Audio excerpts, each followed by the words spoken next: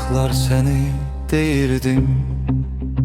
Her küçədə, hər adda sən.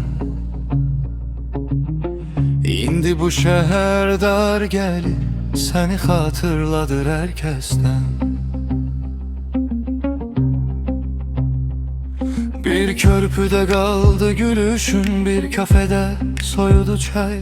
Sen gittin Bakü, susmadı mən sustum İçimdə hay. Bakü sənə küsmüş, pəncərələr üzünə bağlı, küçələrdə küsüb, ayaq səsin qayıtmır daha. Bakü sənə küsmüş, adını çəkəndə titrəyir dodaq. Bu şəhər darıxır səndən, mən isə iki qata.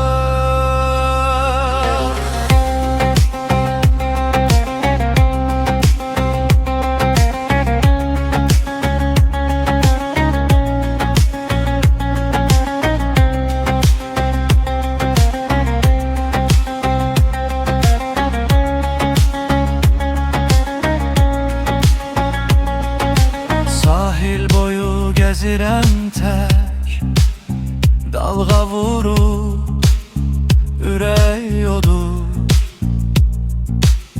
Külək sənin qoxun kimi dəydicə içimi qazır.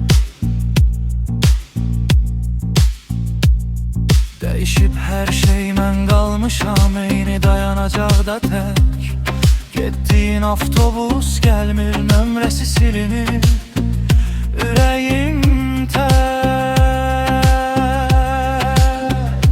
Bakü sənə küsmüş, pəncərələr üzünə bağlı, küçələrdə küsüb, ayaq səsin qayıtmır daha.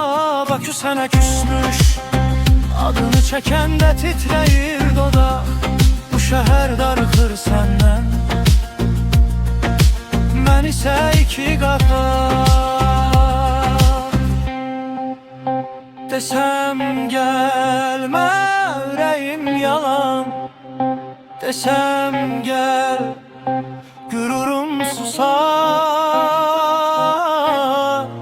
Nə sənə çata bilirəm, nə də səndən uzaq durar.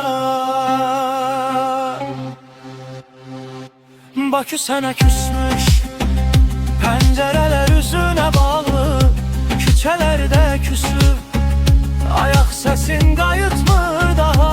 Bakü sənə küsmüş, adını çəkəndə titrəyir dodaq. Bu şəhər darıxır səndən, mən isə iki qaha.